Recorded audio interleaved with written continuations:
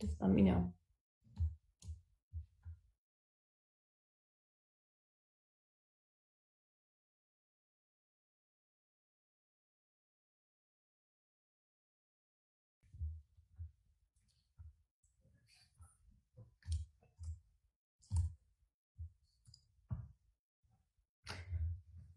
Are we good? I think we're live.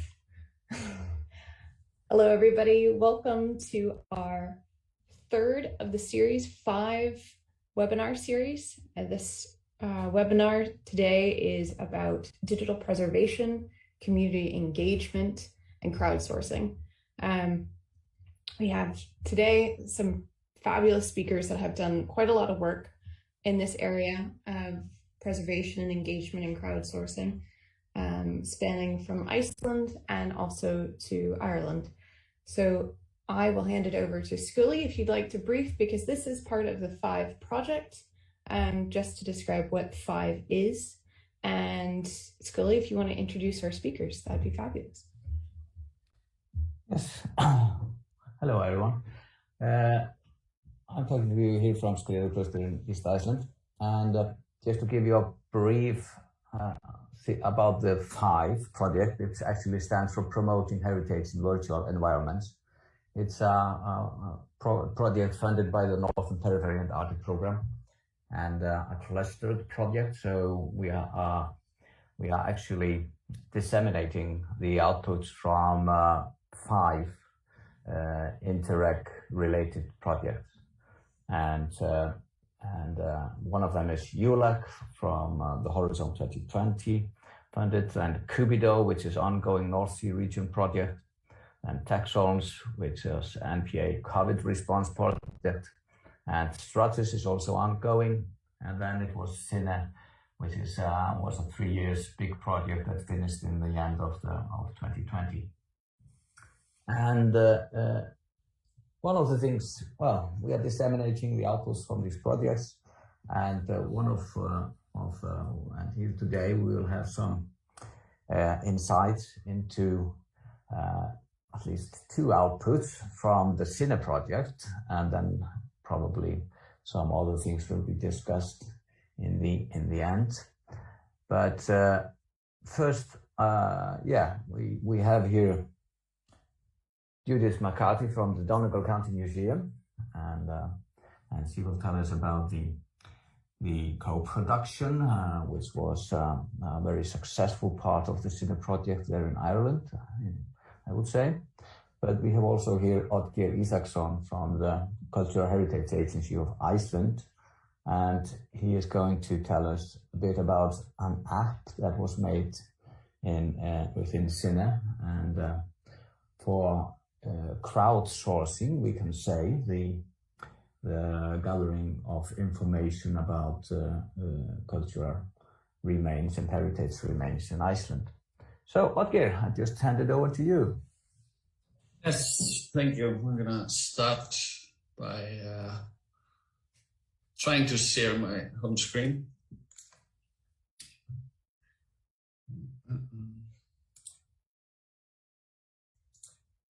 Now, do you see that? All right. Yes, my name is Oddgeir Isaksson.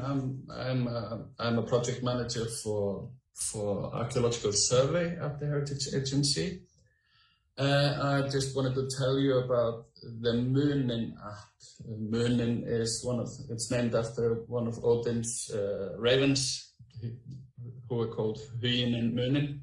We have another app for houses, which is called Hugin, and that's a different story. But yeah, the Munin app was the idea behind it was trying to find a way to involve the public in and create interest of the public in heritage sites and archaeological sites in the country. It started as a student project in computer engineering at the University of Reykjavik. It was not this app, but a similar one. There was a group of students that came to us asking for advice. They wanted to do something. heritage sites and tourism. And at the same time, we were thinking about how to involve the public. So we had a lot of influence on how their version ended up as an app where you could travel around the country, see what heritage sites are in your neighborhood, and even record sites that are not in that have not previously been recorded. It's a very simple recording system that I will show you, but it's and at the same time we would get more information from the public, for instance, in connection to the condition of sites. We have a lot of sites that are endangered because of sea erosion, wind erosion, and other things.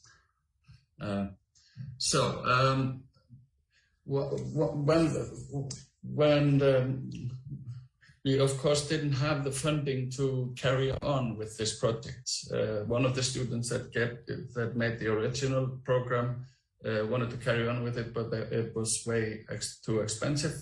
It wasn't until Skúli and Alan came up with the idea that we could get some funding through the SINA project, that things started rolling again. And I had a brief meeting with Alan and described what we were thinking. And he said, no problem, we can make this. So we have this beta version of the program. It is being updated as we speak. So there are a lot of things that sort of needed to be fixed, but I'm just going to show you this simple version of it. I'm sorry about the slowness. I had to change phones because the phone that I was using wasn't working. But I hope this will takes a little while to load on this phone, but it's usually much faster. You can. Okay, there it is. So it's a simple map viewer. You have the way it's set up, you can see clusters of archaeological sites all over the country.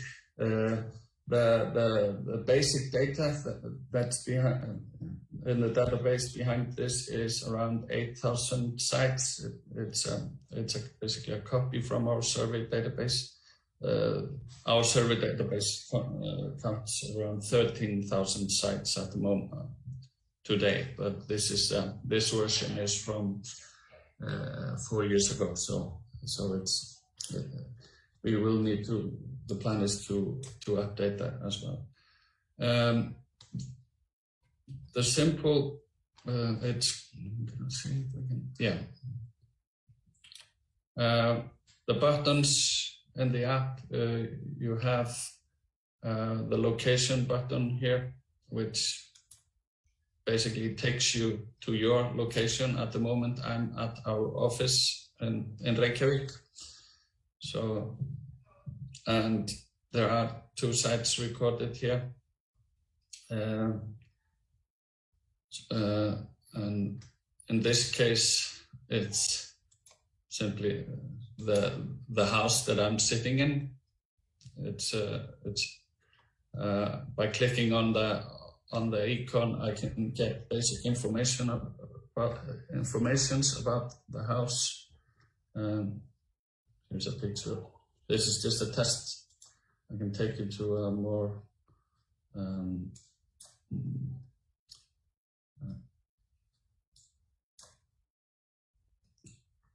an actual archaeological site real quickly.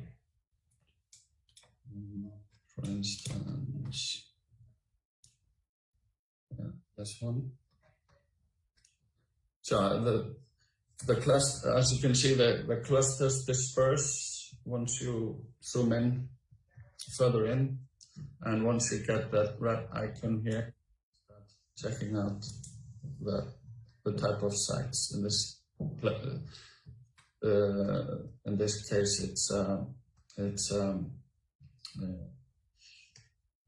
walled field. And since we have not really started using this, we have a very few pictures of sites. But when you are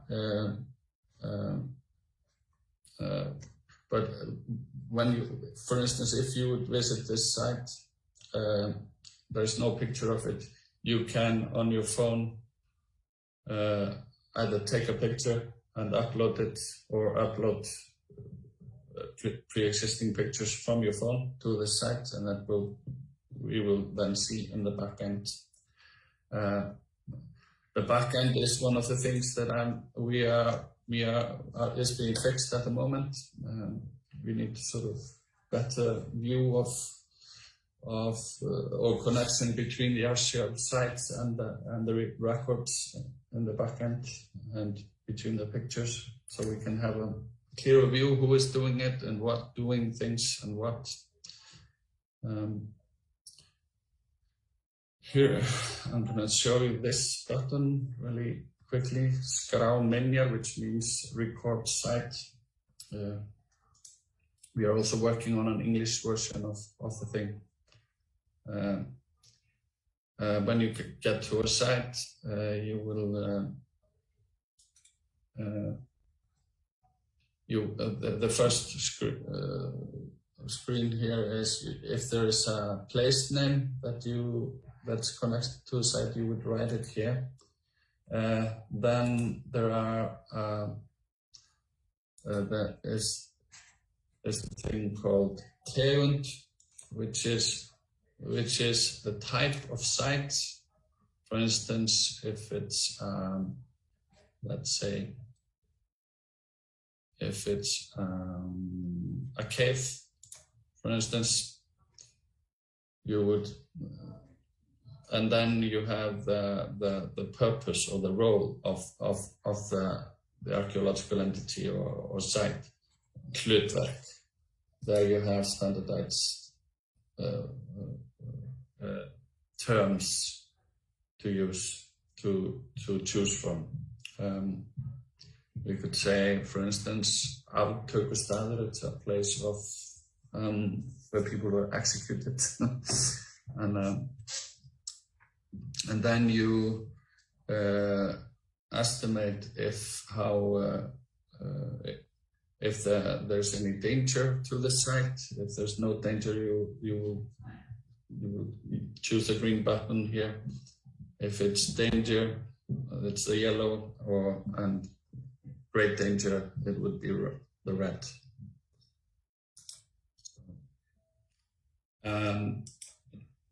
Again, standardized terms to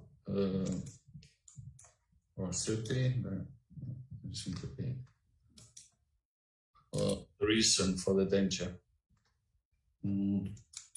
Once you've done filling everything in, you would simply hit this button, Skrá minjar, which pulls out the coordinates for the site. And then, as I showed you before, you can upload a picture of the site, and then you simply hit save, and it should be visible immediately on the map.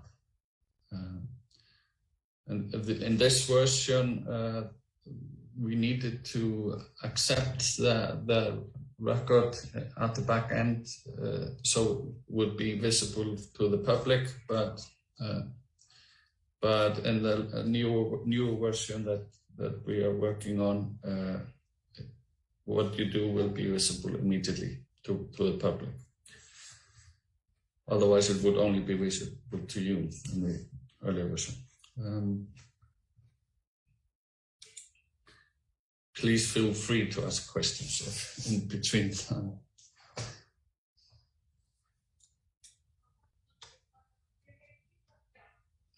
And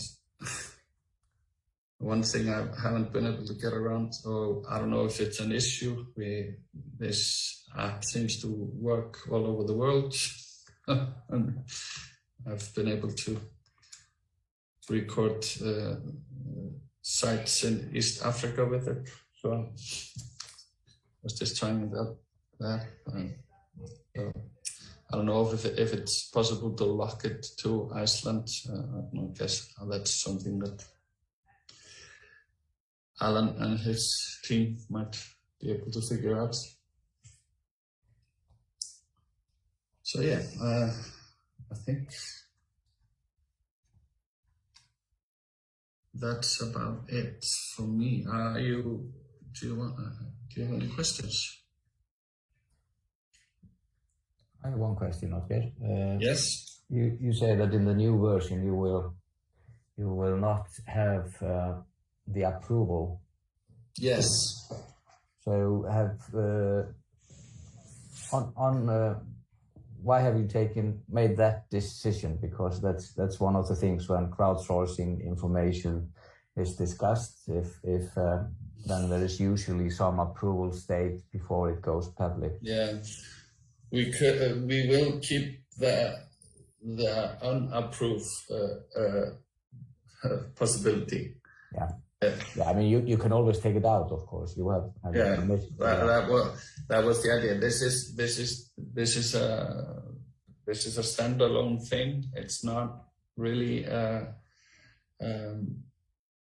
connected to our main database, so it's not. Yeah. Okay, so that's the reason. Yeah, it was. Yeah, the question. It was, we decided to let this be a little bit of a wild card and see how it went, and we can and one thing that was bothering people was that what they had recorded wasn't immediately visible to everyone, and so we decided to try that out, leave it open. Yeah.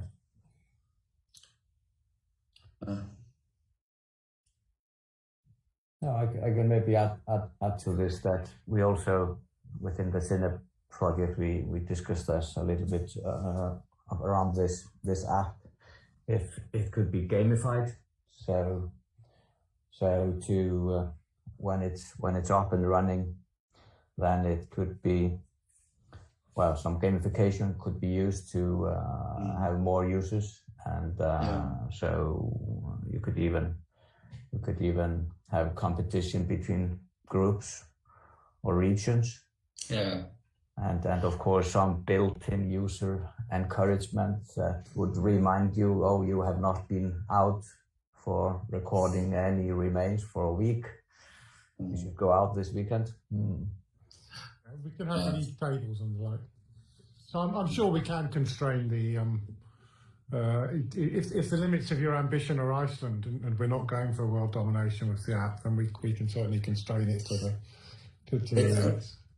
I'm not sure if it is an issue, but I'm having it open to the larger world, which maybe. Interesting that you had recorded sites in East Africa. That was interesting. Yeah. And I do think that I mean we obviously are really excited about the app, and really keen to.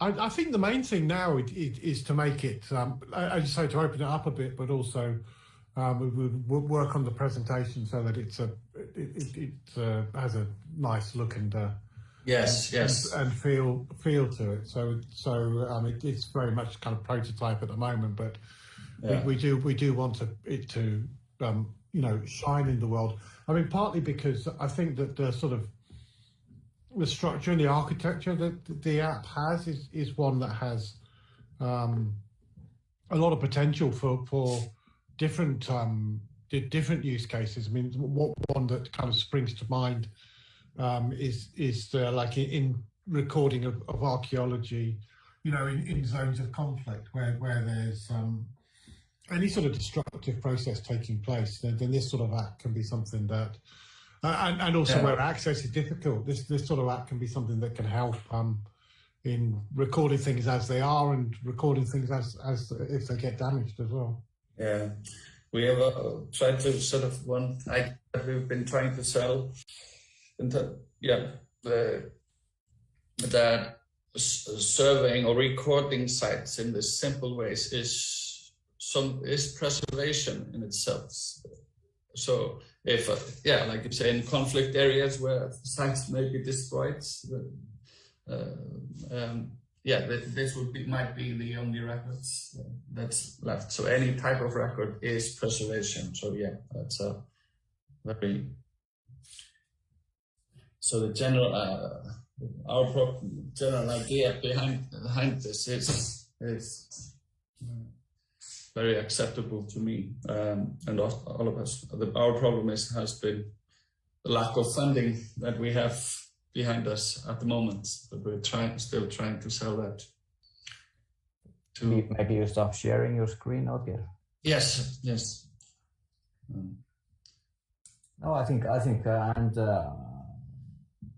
and I'm planning actually here for a project, and well, we've been discussing that as well, Oddgeir, to use the next version of Munin in our experimental project here in the Fljótsdalur Valley, where we are going to record some heritage remains this summer and try to encourage the local people here to take part when they are out. Do you want me to show you the back end as it is at the moment, or is that irrelevant maybe? I think that the back end is something that we can definitely improve on, but I'd be interested to see it and to hear your thoughts on it. Yeah, for sure. Okay. I will.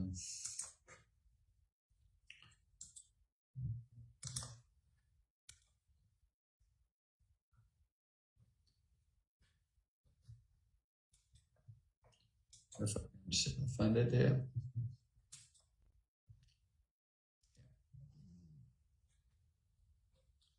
Of course, there's the PHIVE conference that's coming up in June. I don't know. It'd be nice to present the app there. Maybe we could have a new version for that conference. Yeah, I think that would be great. Yeah. Do you see this now? You see your username.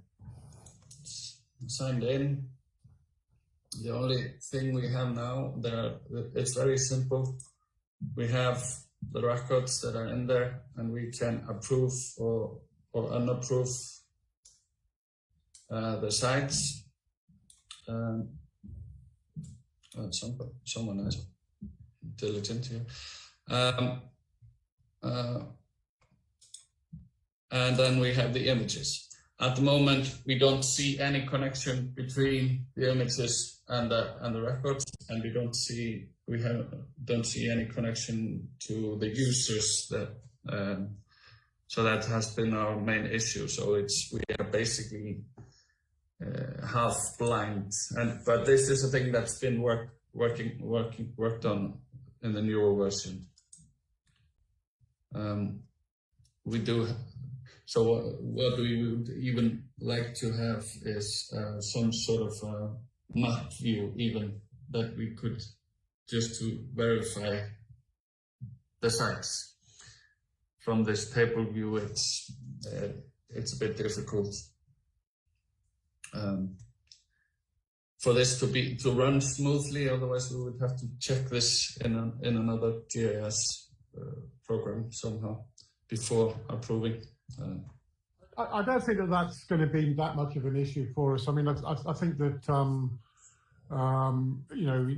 this sort of list view. I mean, we were thinking maybe of putting an alphabet at the top, so you could navigate quickly. But then for each of these entries, to be able to click through to a page which has all of the information about that entry, which would link to users and link to images, but also so if there's this list view that we have here, but as you say, we could also have a map view like there is in the in the app itself, but which then takes you through to the records for the different places on that. Is that the sort of thing that you're thinking of, or does that? Yes, and yeah, and maybe even we have, of course, a lot of, for instance, images of sites in our database that if it would be possible to upload from the backend to the sites. Well, I think that there's two things there. One is that, you know, if you supply images with some sort of structured metadata associated, then we can do a sort of automated upload. And the other possibility would be some sort of connecting this system to the other systems that you have to automate that process. But certainly, you know, if you can export in a structured way from the systems that you've got your photographs in, then we would be able to find a way of uploading them and linking it all together. Yeah. Well, that would be good. That would be good. I'm so sorry, I have to run. I'm going to a funeral, but I hope this was some, I could shed some light on this. Well, thank you so much for coming and talking about this. It's been very useful for me to listen to what you had to say into your presentation, and we've recorded it as well, so I'm hoping that we can maybe show that to a few people along the way. Yeah. Maybe we can talk again in less of a hurry. Yeah, absolutely. Yes. Thank you so much. Okay. Okay.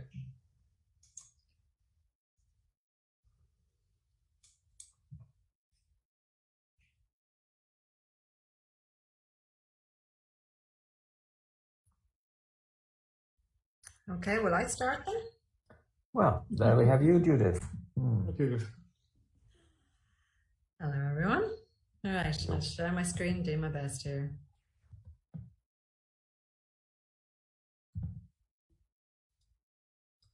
Okay, everyone can see that? Yes. Good, okay. Good afternoon, everybody. My name is Judith McCarthy and I'm curator of Donegal County Museum. And as Scooty mentioned earlier, we were involved in the Cine project between 2018 and 2020. So today I'm going to talk a little bit about digital preservation, quite a bit about community engagement, and a little bit about crowdsourcing as done through the Cine project. My screen has just decided it's not going to. Let's see.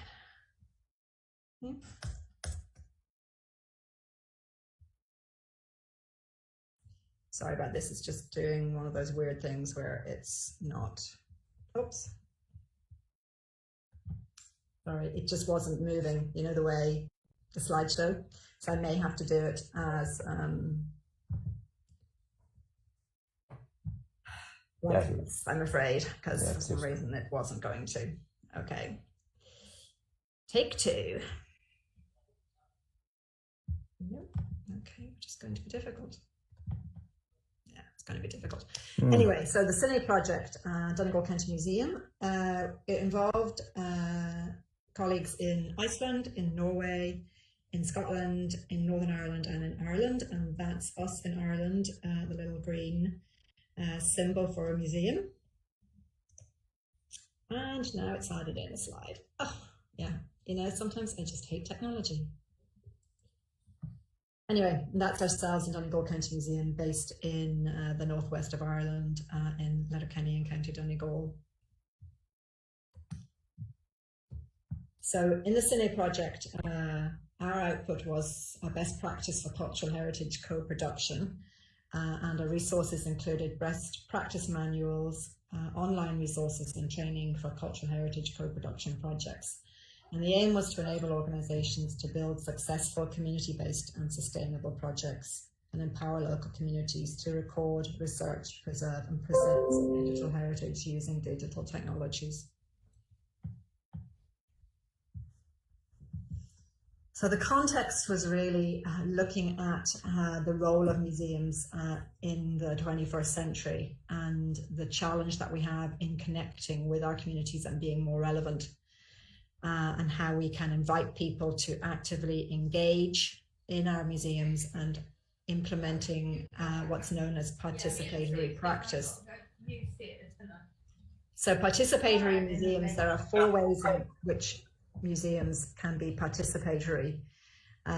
They can be contributory projects, things such as comment boards. You could have collaborative projects, for instance, through exhibitions where you work with a community on putting on an exhibition. You can host events for communities, or you can be genuinely participatory and do what's known as co-production. And these are based on research and writings of a woman called Nina Simon.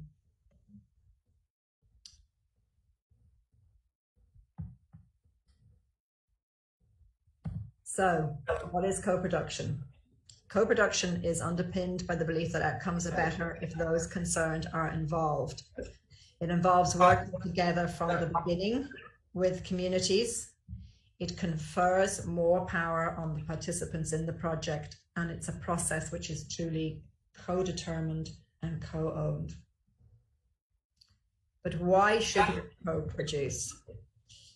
Well, we should be giving voice and be responsive to the needs and interests of the local communities that we work with. And we also need to reconnect and reimagine our role within those communities and encourage the sustainability of both ourselves as museums and our communities.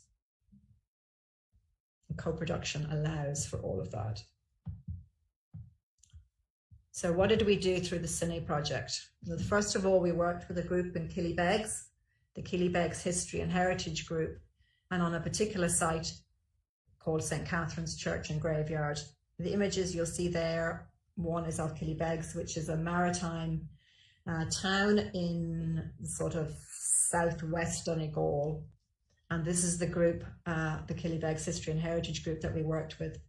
They're a very small but enthusiastic group of volunteers in Killybegs who had done quite a lot of previous research on St. Catherine's Church and Graveyard. And what did we do with them? We did a variety of projects and research with them. We compiled a historical archive, leveraging previous work and research that they had undertaken to help understand the site from a local perspective. We also added new content.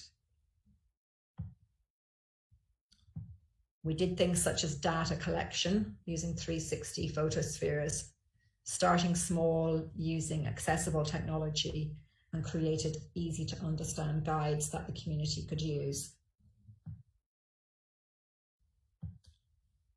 We also undertook some photogrammetry and focused on mobile tech over high-end studio-based setups, demonstrating the capabilities of photogrammetry using mobile phones. So again, it was something that the community could easily do themselves. And the output was a site called virtualstcatherines.net. And this contains all of the data and research collected by the community. We created a 3D model of the church and an accurately measured graveyard environment and a selection of 3D digitized artifacts. And we also created St. Catherine's VR, which is an immersive and virtual reality experience, just to show the community what would be and could be possible using the research that they had undertaken.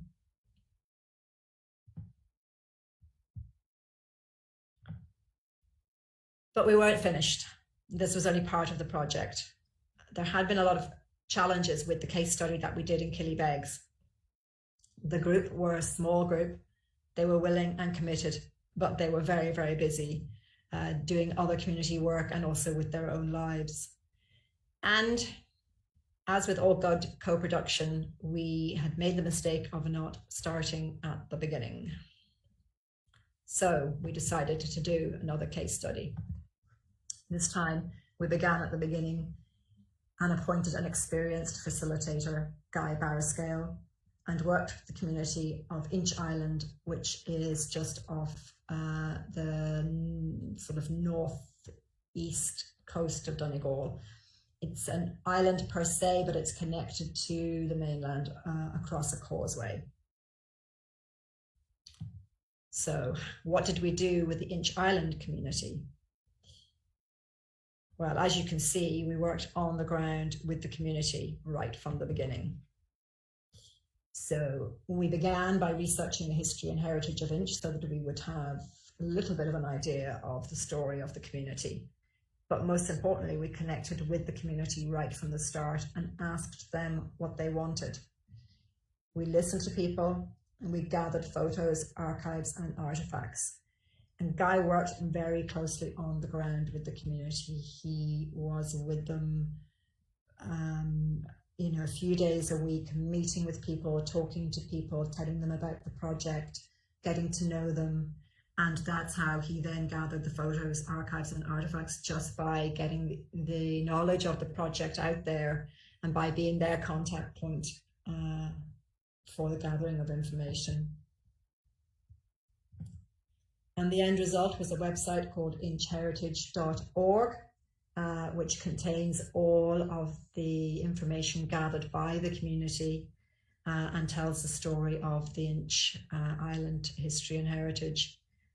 And through Guy's work, we also produced a co-production guide called MEHO, which is a practical guide to participatory engagement, collaborative creation, and community co-production, which is a mouthful, but it's a very easy to use and very simple guide that enables organizations like ourselves in museums to work with communities and explains what the pros and cons and what the best way to do co-production is.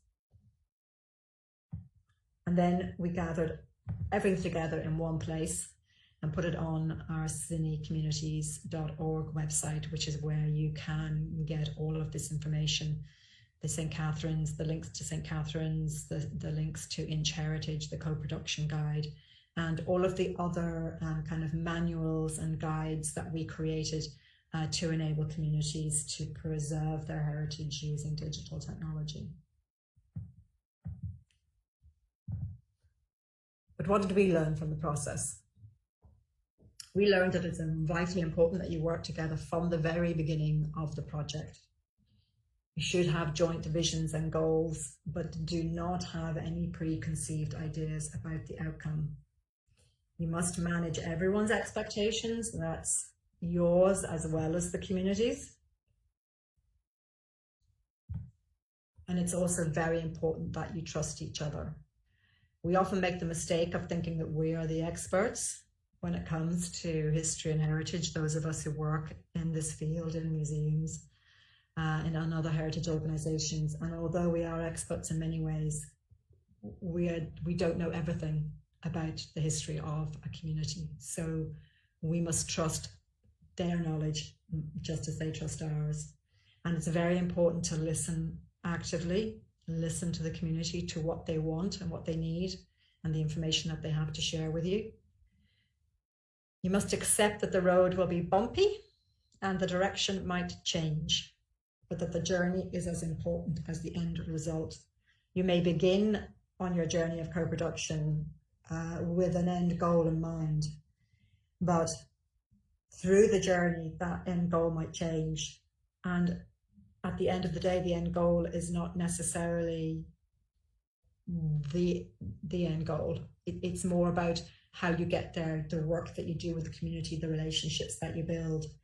The photograph there that I'm showing is of a work that we did with a group of young people in a centre here in Letterkenny.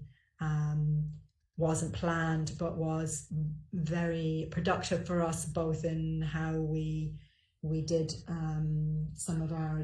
created our digital guides and also just in sharing the information and learning from them. Thank you. You'll see that's the Cine group along with some other friends and colleagues here in Donegal County Museum, and you might recognise one or two faces. And if anyone has any questions or comments, or there's anything else we'd like to talk about, then I'm happy to do so. I have a question, Judith.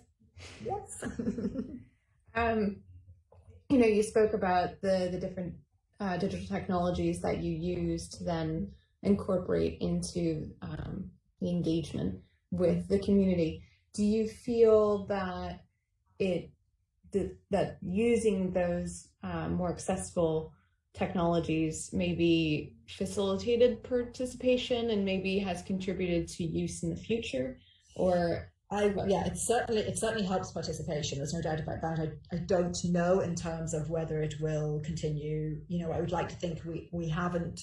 Yeah, we had a pandemic in the middle. Let's face it. You know, we haven't been in contact with the community in recent times, but certainly in terms of when you're working with communities, the more accessible the technology is, you know, the more likely it is that they're actually going to use it. I mean, I'll never forget standing in St. Catherine's graveyard when we first met with the community, and we were doing the kind of, you know, that kind of 360, you know, taking 360 images, and one of the women from the community group coming up to me with her phone in her hand saying, "But I don't have a smartphone," and she was holding a smartphone in her hand.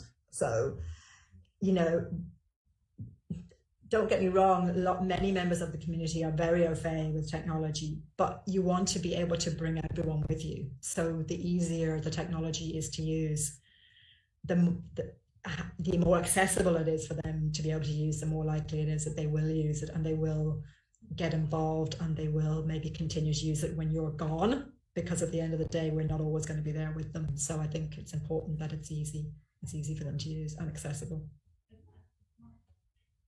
Thanks. Do you know if, just another question, do you know of any reuse then of the digital media that's been made, whether it's been, you know, through, obviously through our through CNA and through PHIVE, but yeah, I'm not actually sure, and truth be told, it's something that we need to actually go back out and see what's going on again, like with a lot of projects. And unfortunately, you know, we just went straight in. Poor guy, when he was doing the Inch Island project, actually he started with us in January and the pandemic began in March, so he was able, thankfully we were able to go out and meet with the community and do a lot of that work with the community before the pandemic started. But even in how we were able to inform them, I mean, we had to do everything at the end basically like this, virtually and online. So we haven't been back out with them, physically back out with them to know kind of what their response is, or have they been doing more work. So it's something that I'm conscious that we need to do. We need to kind of, you know, get back out there again, but it's very slow. We have, you know, we're only still kind of getting communities coming back into us. You know, it's been very, I think it's had a really serious impact. And I know that digital technology has, or people's understanding and use of digital technology probably has increased because of the pandemic, but that actual working with communities on the ground and in person has been really badly affected, you know, impacted. So it's kind of a strange situation.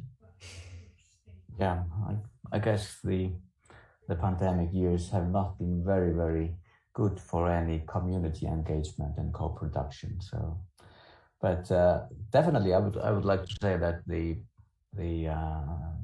this digital handbook on co-production that Guy made is I think it's really good, and I think we will be able to give it, well, distribute it a bit more, and now when we are out of the pandemic and people can actually start co-production again. Yeah, co-production. I mean, and I know that that our colleagues in Scotland have been doing this for a long time, but it's still quite new. I mean, the concept of genuine co-production, I think sometimes we get a bit confused as to exactly what it is, and we're not used to it. It's a very difficult concept, I think, for people in museums to kind of fully grasp. We're very good at participation, we're very good at engagement, we're very good, you know, at working with communities, but not the genuine co-production. That's a different level, I think. And you know, I mean, I'm not going to say we do it all the time either, but I'm hopeful now that we're coming back out of this pandemic that we'll get back into it again. Kind of you to mention people in Scotland doing this all of the time. But it's kind of funny because from where I sit, when I think about co-production and community co-production, it's about like ourselves working with museums, kind of technology or university or whatever, working with museums who are the sort of embodiment of the community, and so I think when you think about describe your co-production, it's kind of at a deeper level. There's sort of more embedded level. It's a co-production between the museum and I suppose it is in a sort of embedded ambiguity in the term co-production, because it kind of begs the question of co between what. So maybe we actually, what we need is sort of tri-production, this is kind of like, or collaborative production, or something that involves multiple inputs to get to where you want. So, I mean, just as I'm wittering on, the thing that kind of springs into my head also is, well, maybe what about like power relations, or like who's in control, or sort of democracy, or sort of decolonialization, all of these sorts of concepts. And because the term co-production, it seems to me to be like really neutral with respect to all of those sorts of things, and maybe they are things that are worth kind of thinking about, or maybe we need to think about pushing beyond co-production to something that's better. Mm-hmm. Yeah, no, I mean, and I think co-production was probably, and I mean, it's a term that has been coined and used for many, many years in other parts of the world, particularly in the United States, etc. And it's, it's just because it's new to us doesn't mean it hasn't. They've probably moved on. They've moved on to another term, another phrase, another way of doing it. And as you're saying, Alan, maybe a more genuine kind of, and it's not even collaboration. It is collaboration, but it's that idea of all working with our strengths and working together. And it isn't anyone it's bringing all of our skill sets, of which there are many, and so museums would have a skill set in what we do. Technology partners have a skill set, but the community equally does. And I think there's often been this perception that we are, bringing our learning and our, sort of our skills to the community, but they have as much to give as we have. I mean, at the end of the day, we're telling their stories, they're not our stories, they're their stories. So we need to be able to listen and work with them, not tell them what it is they want. Yeah, I think this is maybe, we need, well, I think one of the things that we learned from the Cine project was actually that there's a huge cultural difference in this kind of collaboration between countries here in the NPA area.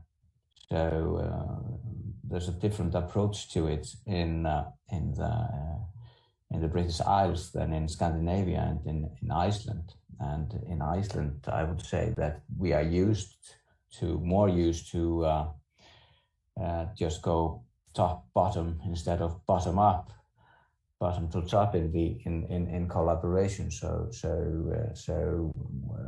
it's more usual that we have come with an idea from the museum, and then ask if someone wants to hop on the wagon and go along with us, instead of maybe going just with the empty paper and just what do you want to do? Yeah, and I mean it is actually harder. It's harder to do it that way. And I think that's why a lot of the time we don't do it that way, because it is difficult, and it's a much longer process. But I remember again talking to some of my colleagues and talking about this idea of the journey being as important as the end result, and someone saying, "Oh, actually, I never thought of it that way. That's interesting. That's actually, you're right. Actually, it is as much about the journey as it is about what you get at the end. And you're not always going to get what you think you wanted at the beginning. You might not get that at the end, but the process and the journey that you've taken with that community should be what is fulfilling, and what you know, it has a genuine sort of building of relationships and knowledge and sharing of, you know, anyway, we'll see. We have to do more of it. Yeah. I could. It's interesting. Yeah. Sorry, Ale. I just say it's interesting what you were saying about different countries and different sort of notions of what co-production and community is, and just in the doing a bit of work in the EU LAC project. There, I think that the sort of Latin American experience is a kind of like a much closer allegiance or alliance, or a much smaller distance between kind of social movements and a lot of museums, and the sort of notion of the museum as representing a community, but also a community which is, you know, striving to achieve some sort of social change or social transformation. And I think it would be really interesting to put together a panel which had sort of representatives from that sort of Latin American experience, from the sort of UK and also the Scandinavian. And I don't mean a panel at the level of, you know, UNESCO and a panel in terms of like people who you know, are close enough to the roots to have those sort of varying experiences. Yes, I agree to that. I think it's actually with the new technology and with a smartphone in your hand, where you actually can record so many things in audio and picture and video, and even model in 3D some remains that you find. I mean, that opens a whole new world to contribution from the public. Yeah. And it also relates to the interest in the new public history, in a way. So it's not. I think in the coming years we will see much more of, in a way, contribution from the public into the academic field, in a way. So it's because as you said, I mean, the locals, they have the knowledge, and that we might not be able to gain as well. Is one of the things that has proved very popular here anyway is the whole idea of place names and gathering place names and using technology then to map those place names. It's hugely popular here. There are a number of projects that have been doing that sort of work, because it's something that people within communities are very attached to, is their own place names, and we're losing those. And particularly with, you know, particularly in parts of the county where the Irish language is still used, but it's not necessarily, you know, the place names are no longer called what they used to be called. So that it's something that has been very popular here, actually. And it's where I'm going now in a few minutes, is to a workshop about the work that the council has been doing on this, Donegal County Council has been doing in mapping place names, and kind of how we might be able to feed into that and work with them on it. So that's where I'm heading now in a few minutes. So we've done a Gaelic place name map, which is tied up with the Cine stuff. I can send you a link to that if you're interested. Great, yeah, thanks. We would be interested to hear what's happening with Donegal place names as well. Yeah, there has been a project. The council have been working on a project for a number of years, but there's a very recent one that an organisation called Idriscale have been doing down around the Glencolmkill area, which is in southwest Donegal. And I'll see. I should be able to find some information on that. They seem to have been very successful with that, but I'll get more information and send it on to you. Right, well, that would be interesting.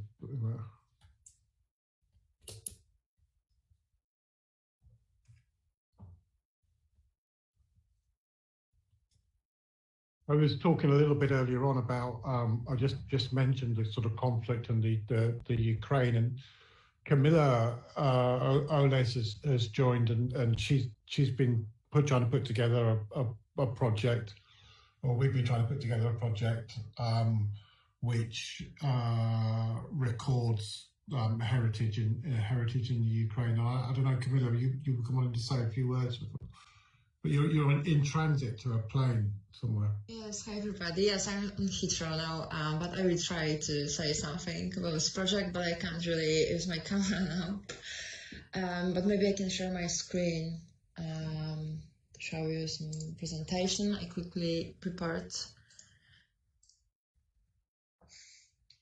So, can you see my presentation now? Yes, we can. Okay, thanks.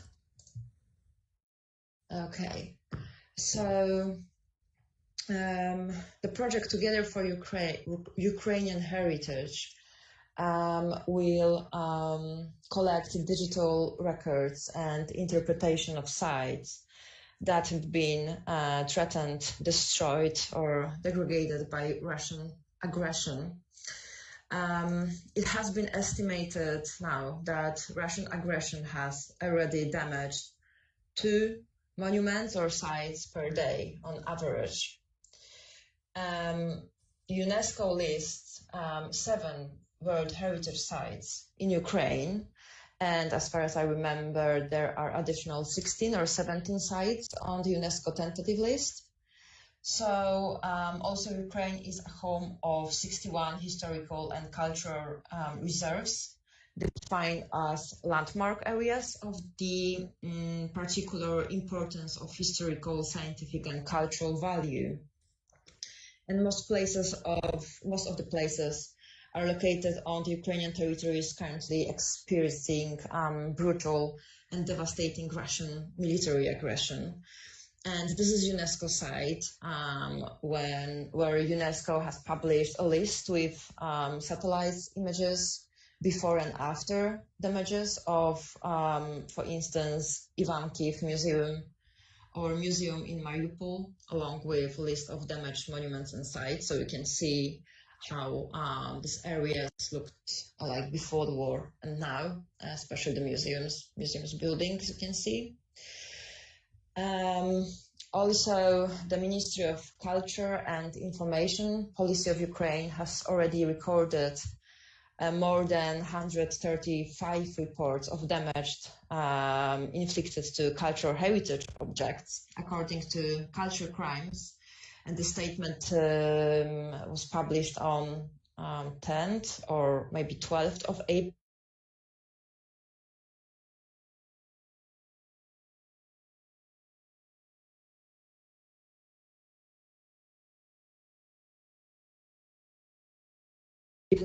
Were damaged.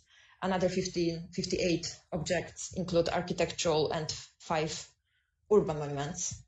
It involves, among the others, 5 sites of national importance, 25 historical buildings from the 19th and 20th centuries, as well as 10 statues, 12 museums and architectural reserves, 6 theaters and 5 libraries were nearly completely destroyed.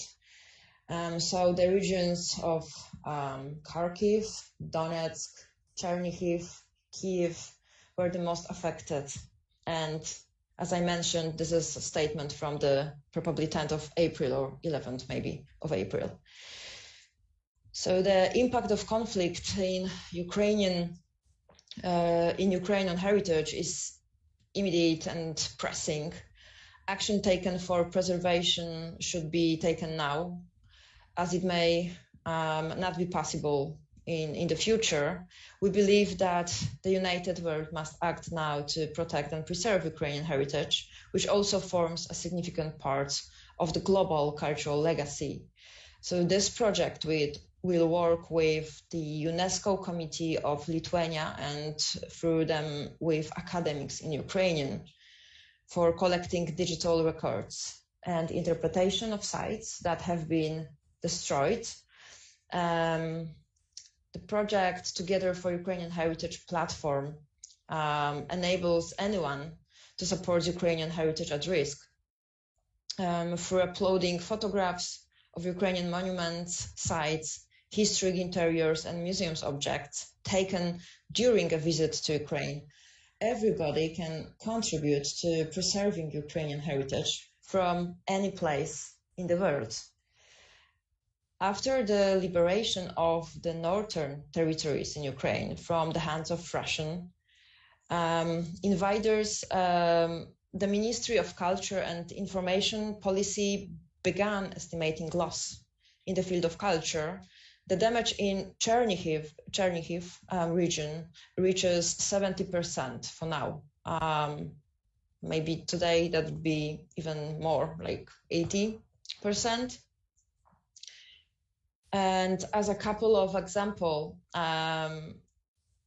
for instance, here, the former building of the Museum of Ukrainian Antiquities of Vasil Tarnovsky was completely destroyed, together with, including the collection there, as a result of Russian army attacks. Another thing is this Freedom Square in Kharkiv, which is one of the largest city center squares in Europe, and precious buildings representing the architecture of the 1920s and 1950s located in the square were damaged as a result of Russian aggression. And one of the damaged objects, as you can see now, is the House of State Industry, and it is the first, or it was the first skyscraper in this part of Europe, which was built in 1928 in the constructivist, this precious constructivist style. And since 2017, this building has been on the information list of Ukraine. Another example, just to show you that we're also talking about architectural, archaeological objects and landscape, is located near Kiev. The land forces of the armed forces of Ukraine reported that the ancient fortifications located on west of Kiev, known as Serpent's Wall, stopped Russians' vehicles. So the column of Russian army couldn't really overcome such an obstacle and had to look for another way. And the Serpent's Wall is an extensive system of earthworks that was constructed around the 7th century, and their total length is about 2,000 kilometers, and it's probably full of archaeological objects. So our project, the idea of our project is to develop and deploy an archive system based upon the virtual museum architecture developed in the Northern and Arctic Periphery SINE program. I don't know how to really what's the proper name here. The system will provide an interactive map which shows places that have been affected by conflict. It will invite the upload and archiving of images of those places as they were before the conflict and as they are now. And is in this way the impact of the conflict upon heritage will be documented, and a digital record of the pre-conflict heritage will be created. So the interactive map will be backed by virtual museum and archive backend, and this will support the definition and association of metadata with sites by providing context and relevant information. Also, georeferenced map will enable resources to be uploaded while at site and for photographs to be taken. So in addition, the system will provide support for archiving media and will act as a kind of hub for another project connected to Ukrainian heritage and preserving Ukrainian heritage. For instance, Record War Crimes. This is a governmental website from the government of Ukraine. And also for this project done together with UNESCO, which is called Backup Ukraine. So this app, published by Backup Ukraine, enable people to scan statues and Ukrainian monuments on site and create 3D models. Maybe I can press play.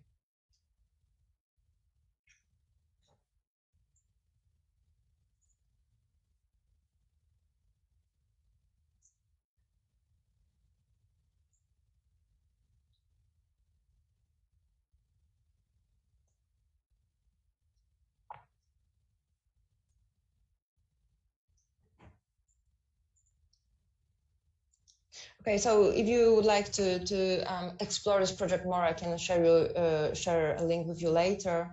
However, none of this project is focused on collecting data on Ukrainian heritage from before the war.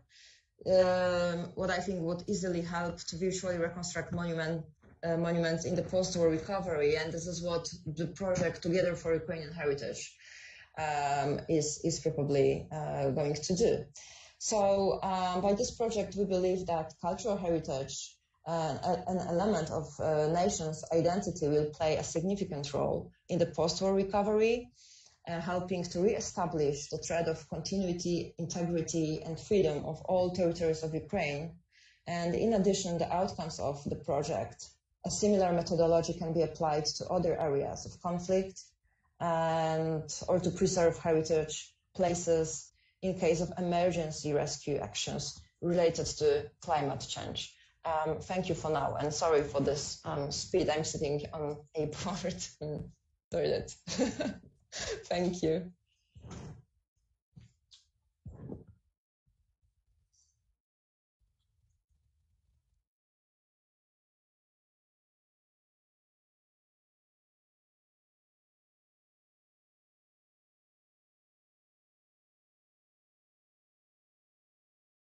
Thanks, Camilla, for the talk. Are you in a position to take questions? Or?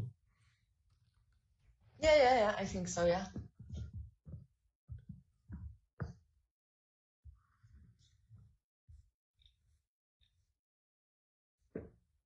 Good.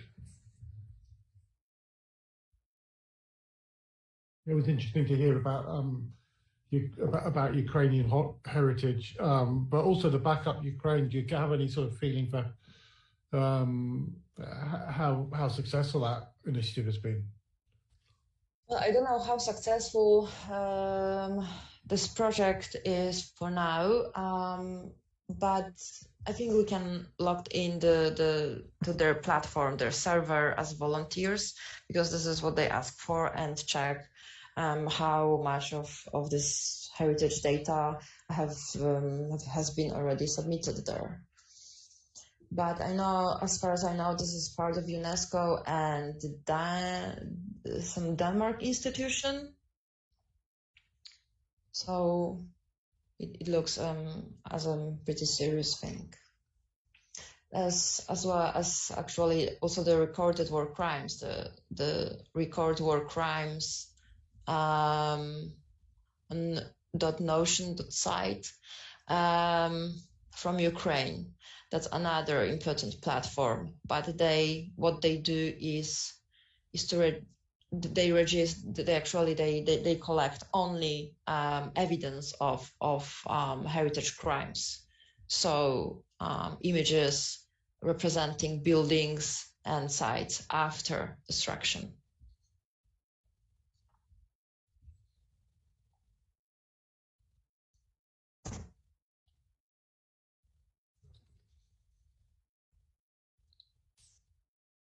I suppose we can open the discussion up to kind of like all three. I mean, it's interesting the sort of because the overall topic of the workshop seminar is about crowdsourcing heritage, and it's kind of striking how different the three talks were, looking at an app documenting archaeology, looking at the co-production process, and looking at preserving heritage.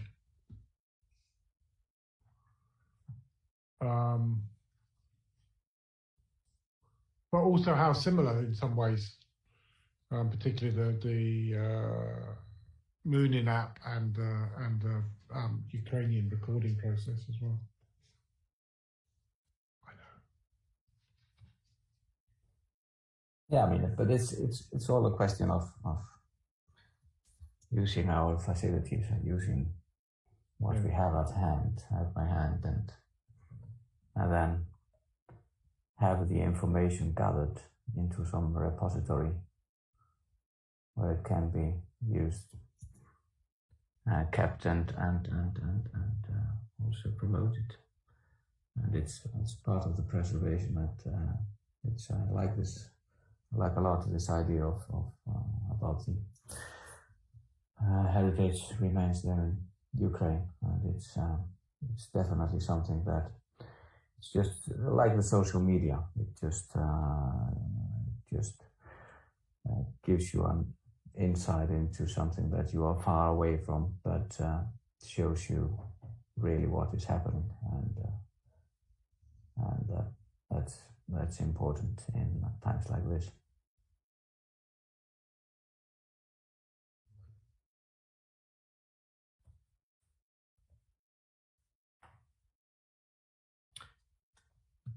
So, are we wrapping this up? I think so. I mean, I've had fun. It's been good listening to and participating in the discussion. I don't know. I mean, maybe we should give everyone a last chance to have a final word. Well, Otger and Judith, they have already left. Yes, I know, but we can still talk about them even if they're not here. I mean, in some ways it's easier. No, it was great having them both here talking. Camilla, do you want to finish off with something? No, thank you. Okay, right.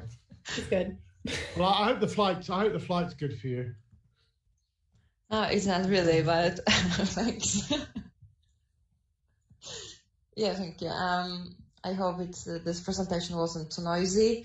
I maybe should say that this project is on a very, very initial state, and if anyone has an idea or would like to join or share some skills, whatever, you're more than welcome. And we are happy to do brainstorm and just discuss more ideas with everybody, because I think that's the great momentum for doing this now.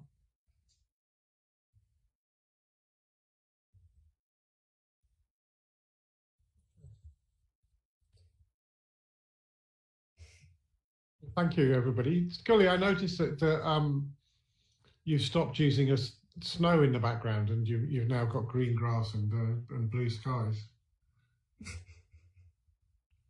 He's on the phone. He's on the phone. He's on the phone. Okay.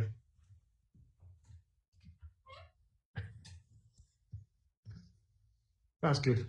Okay. So thank you very much. Let's just finish. Ian, are you going to stop the live transmission and the